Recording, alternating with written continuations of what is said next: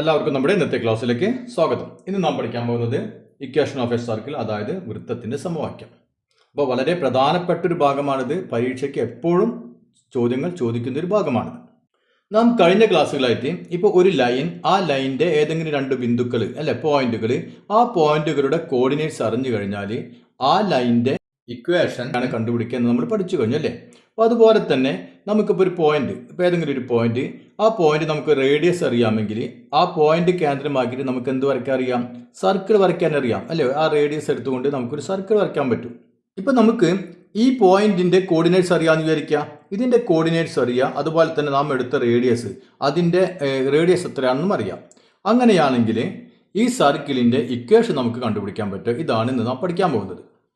ഇവിടെ നോക്കിയാൽ ഇവിടെ ഒരു സർക്കിൾ കാണാൻ നിൽക്കുക അല്ലേ. അതിന്റെ കേന്ദ്രം, അതിന്റെ സെന്റർ, അതിന്റെ കോർഡിനേറ്റ്സ് നോക്കിയാൽ 1, 4 അല്ലേ. ഇനി സർക്കിളിന്റെ ഈ റേഡിയസ് നമുക്ക് തന്നിട്ടുണ്ട് 2.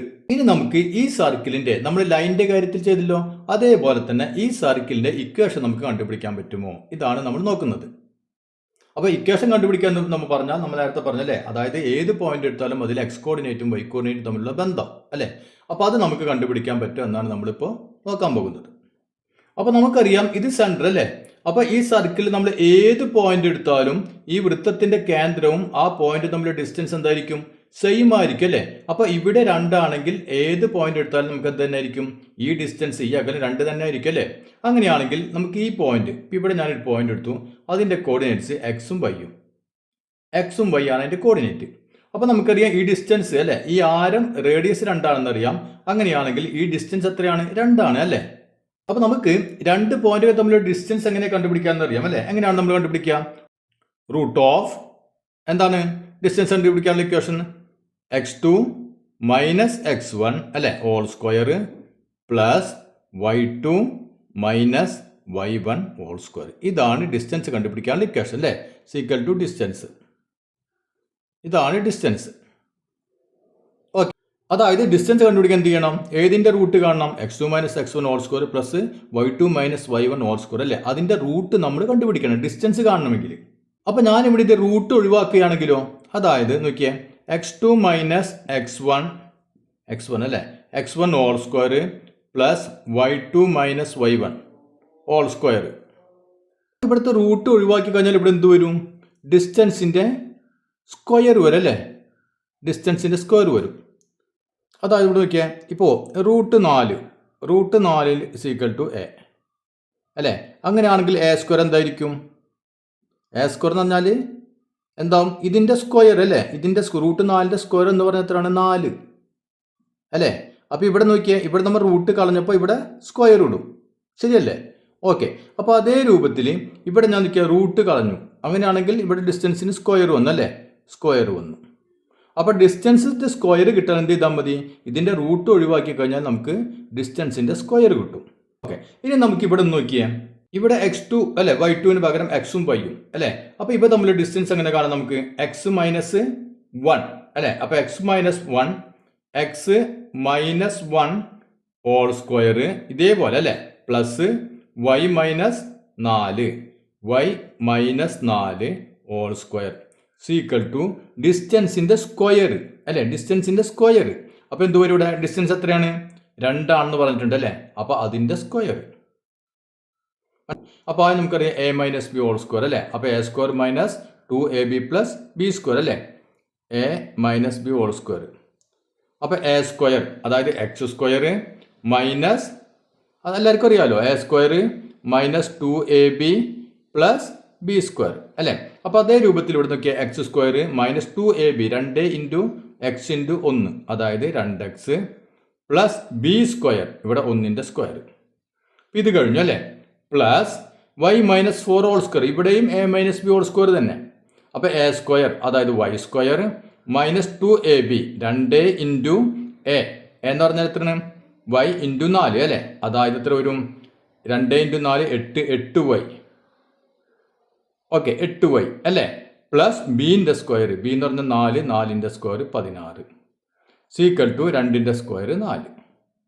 അപ്പോൾ നമുക്ക് ഇങ്ങനെ കിട്ടിയല്ലേ. ഇനി നമുക്ക് ആദ്യം എന്ത് ചെയ്യാം? ഇപ്പോൾ എക്സ് സ്ക്വയർ വൈ സ്ക്വയർ അതൊക്കെ നമുക്ക് ആദ്യം എഴുതാം. അപ്പോൾ എക്സ് സ്ക്വയർ ഞാൻ ആദ്യം എഴുതി. ഓക്കെ, ഇനി നോക്കിയേ വൈ സ്ക്വയർ ഉണ്ട് ഇവിടെ. അപ്പോൾ വൈ സ്ക്വയർ അടുത്തത് എഴുതി അല്ലേ. സ്ക്വയർ ഉള്ളതൊക്കെ ആദ്യം എഴുതി. ഇനി നമുക്ക് എക്സ് ഉള്ളത് മാത്രം എടുക്കാം. ഇവിടെ എക്സ് അല്ലേ -2x ഉണ്ട്, അത് എഴുതി. ഇനി വൈ ഉള്ളത് മാത്രം വൈ -8y അത് എഴുതി. ഇനി ഏതൊക്കെയുണ്ട്? ഒരു +1 സ്ക്വയർ ഉണ്ട് അല്ലേ. അപ്പോൾ 1ന്റെ സ്ക്വയർ 1 തന്നെ. പിന്നെ ഒരു 16 ഉണ്ട് ഇവിടെ, 16 എഴുതി. ഇനി നമുക്ക് എന്ത് ചെയ്യാം? ഇവിടെ ഒരു 4 കിടക്കുന്നുണ്ടല്ലോ, ആ 4 നമുക്ക് ഇപ്പുറത്ത് കൊണ്ടുവരാം. അപ്പോൾ -4 സീക്വൽ ടു നമ്മുടെ ലൈനിൻ്റെ അല്ലേ, ലൈനിൻ്റെ ഇക്വേഷൻ കണ്ടുപിടിച്ച അതേപോലെ തന്നെ സീക്വൽ ടു 0. ഇനി നോക്കിയേ എക്സ് സ്ക്വയർ. അപ്പോൾ എപ്പോഴും ഓർഡർ ഇതേ രൂപത്തിലാവാൻ ശ്രദ്ധിക്കുക. ആദ്യം എക്സ് സ്ക്വയർ, അത് കഴിഞ്ഞാൽ വൈ സ്ക്വയർ, ഇനി മൈനസ്, ഇനി എക്സ് മാത്രമുള്ള ഏതാണ് 2x അല്ലേ, 2x. ഇനി വൈ ഉള്ളത് ഏതാണ് -8y അല്ലേ. ഇനി എന്ത് വരും നോക്കിയാൽ 1 16 17, 17ൽ നിന്ന് 4 പോയി കഴിഞ്ഞാൽ 13 + 13 = 0. അപ്പോൾ ഇതാണ് ഈ സർക്കിളിൻ്റെ ഇക്വേഷൻ. മനസ്സിലായല്ലോ? അപ്പോൾ സ്റ്റെപ്പുകളൊക്കെ ഓർമ്മ വന്നല്ലോ. അതായത് നമ്മൾ ഡിസ്റ്റൻസ് കാണുന്ന ഇക്വേഷൻ തന്നെ ഉപയോഗിച്ചത്. ഇവിടെ നമ്മൾ റൂട്ട് കളഞ്ഞ് ഇവിടെ സ്ക്വയർ ഇട്ടു അല്ലേ. ബാക്കിയൊക്കെ വേറെ ഒരു വ്യത്യാസവും ഇല്ല. ഇനി നമുക്ക് ഈ സർക്കിളിൻ്റെ കേന്ദ്രം അല്ലേ, അത് നമ്മുടെ ഒറിജിൻ ആണെന്ന് വിചാരിക്കുക. അതായത് ആധാര ബിന്ദുവാണ്. ഇപ്പോൾ 0 0 ഇതാണ് സർക്കിളിൻ്റെ കേന്ദ്രം. ഇങ്ങനെയാണെങ്കിൽ ഈ സർക്കിളിൻ്റെ ഇക്വേഷൻ എന്തായിരിക്കും? നമുക്ക് ഇതേ ഇക്വേഷൻ തന്നെ അല്ലേ, ഇതേ ഇക്വേഷൻ തന്നെ, അതായത് x2 - x1 whole square + y2 - y1 whole square = ഡിസ്റ്റൻസിന്റെ സ്ക്വയർ അല്ലേ. അപ്പോൾ ഇതേ ഇക്വേഷൻ തന്നെയാണ് നമ്മൾ ഉപയോഗിക്കേണ്ടത് അല്ലേ. അതായത് ഇവിടെ നോക്കിയാൽ എക്സ് അല്ലേ, നോക്കിയാൽ x - 0 ഹോൾ സ്ക്വയർ + y - 0 അല്ലേ, y - 0 ഹോൾ സ്ക്വയർ = എന്തിന്റെ സ്ക്വയർ ആയിരിക്കും? 2ന്റെ സ്ക്വയർ. ഇനി നോക്കിയേ x - 0 എന്ന് പറഞ്ഞാൽ x തന്നെയാണല്ലോ, x.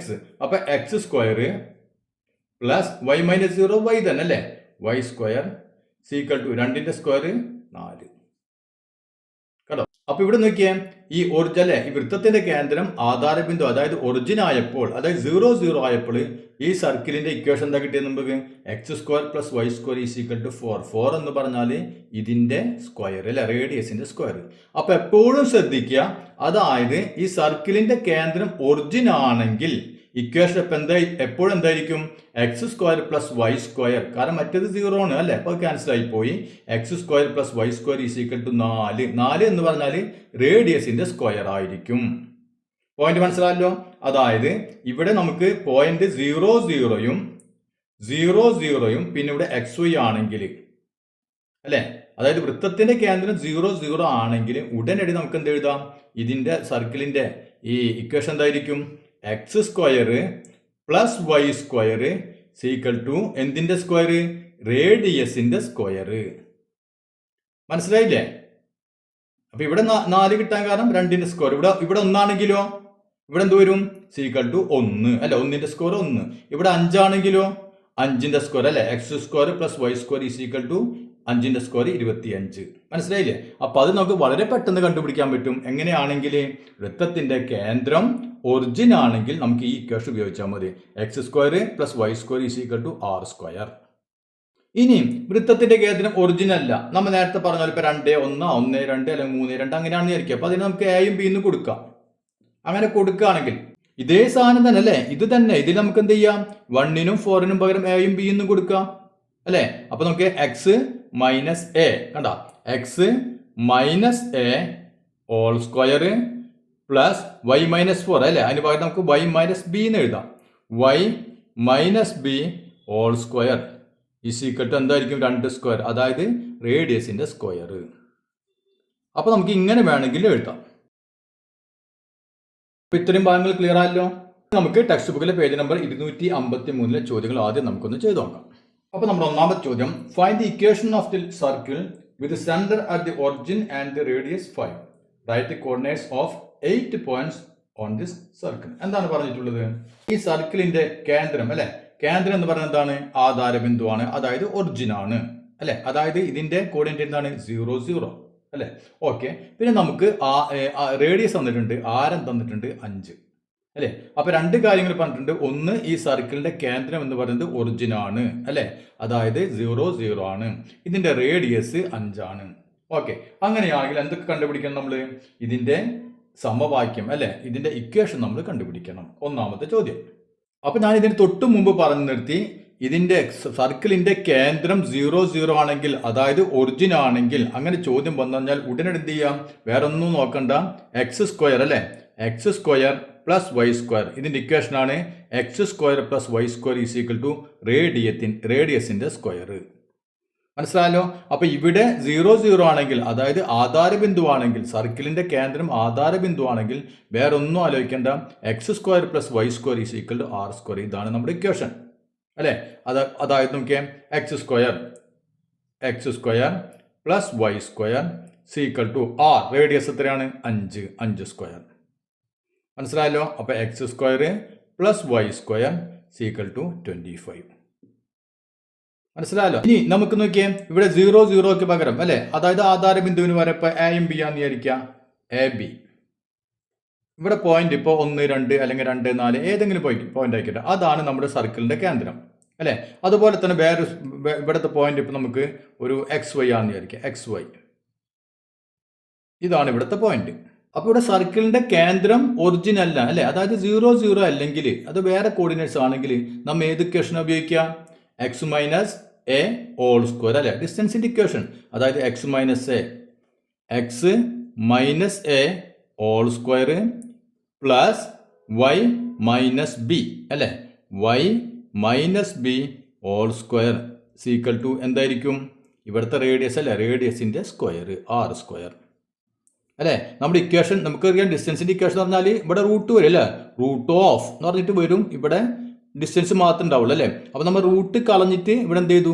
സ്ക്വയർ കൊടുത്തു അല്ലേ, നമ്മൾ നേരത്തെ പറഞ്ഞിട്ടുണ്ട്. മനസ്സിലായല്ലോ? അപ്പോൾ അത്തരം കേസുകളിൽ അവിടെ 0 0 അല്ലെങ്കിൽ ഏത് ഇക്വേഷൻ ഉപയോഗിക്കാം നമ്മൾ? X minus a whole square plus y minus B whole square is equal to റേഡിയസിന്റെ സ്ക്വയർ. ഓക്കെ, അപ്പോൾ ഇതിന് നമ്മളോട് മറ്റൊരു ചോദ്യം കൂടി ചോദിച്ചിട്ടുണ്ട്. Write the coordinates of 8 points on this circle. അതായത് ഈ സർക്കിളിലെ 8 പോയിന്റുകളുടെ എന്തെഴുതണം? കോർഡിനേറ്റ്സ് കൂടി എഴുതണം അല്ലേ. അപ്പോൾ 8 പോയിന്റുകളുടെ ഏതെങ്കിലും 8 പോയിന്റുകളുടെ കോർഡിനേറ്റ്സ് നമ്മൾ കണ്ടുപിടിക്കണം. ഇതാണ് നമ്മുടെ അടുത്ത ചോദ്യം അല്ലേ. അപ്പോൾ അത് നമുക്കൊന്ന് ചെയ്ത് നോക്കാം. അപ്പോൾ നമുക്ക് ഇതിൻ്റെ ഇക്വേഷൻ കിട്ടി. എന്താണ് കിട്ടിയത്?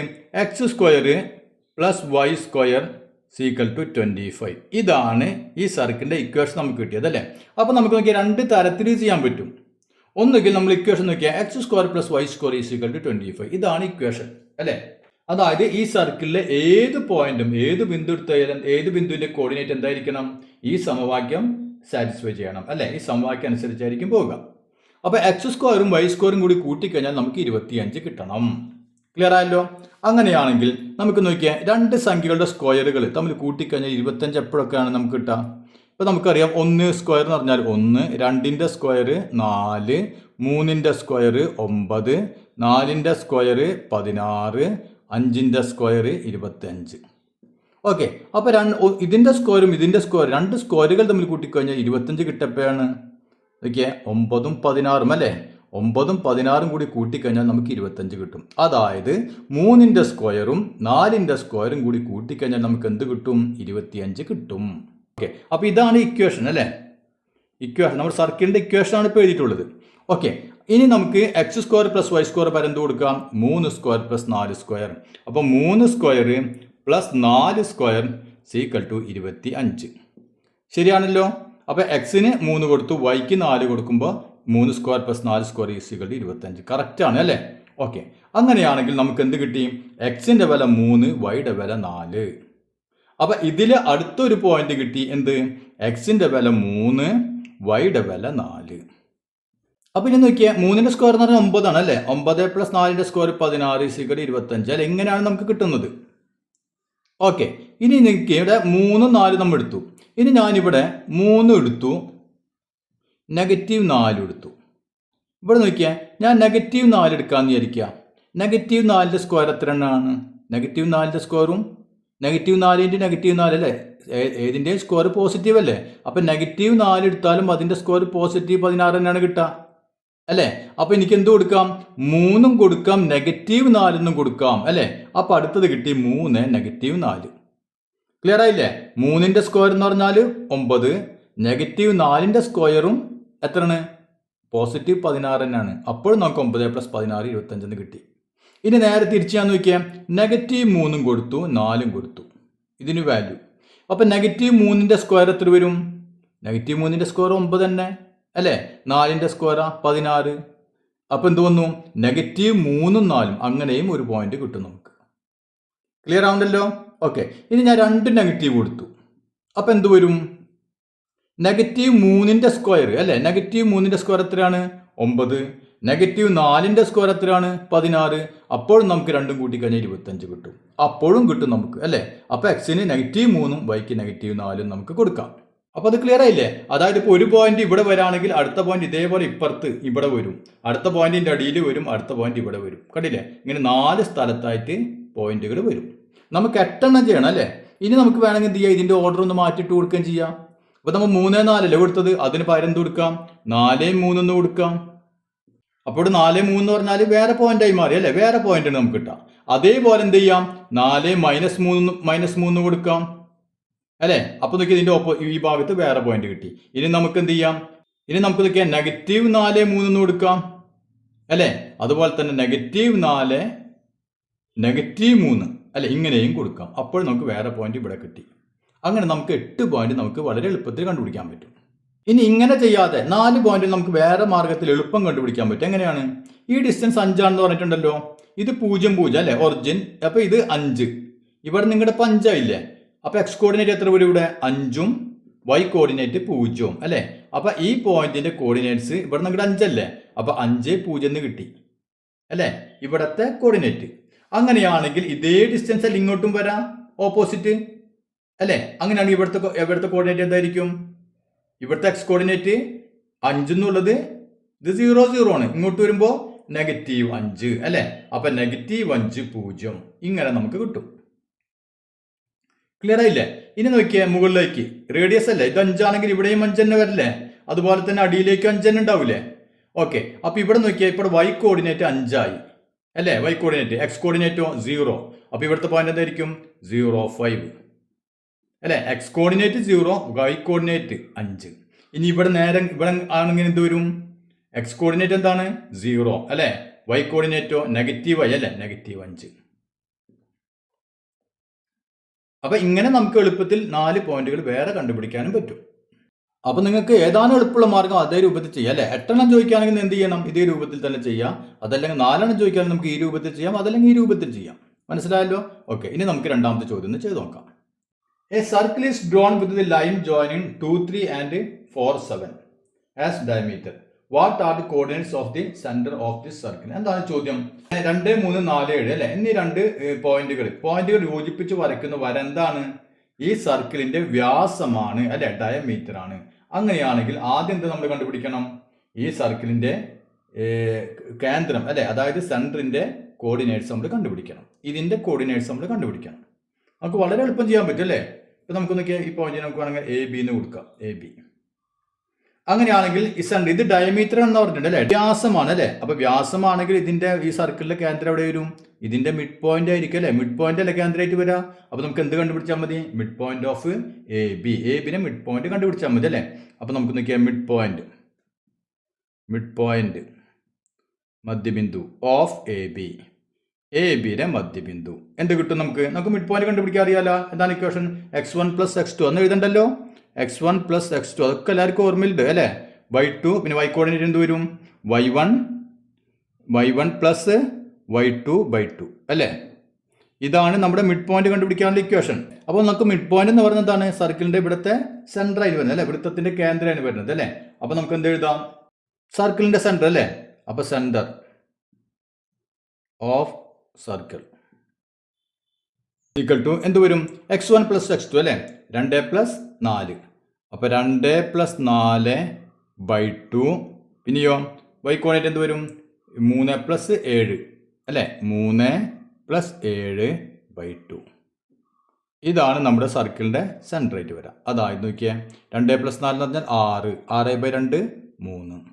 ഇനി 3 + 7 10, 10/2 5. ഓക്കെ. അപ്പോൾ നമ്മുടെ ആദ്യത്തെ ചോദ്യത്തിന് ഉത്തരമായി അല്ലേ? ഇനി എന്താണ് നമുക്ക് കണ്ടുപിടിക്കേണ്ടത്? ഇത് ഫസ്റ്റ്, ഇത് സെക്കൻഡ്.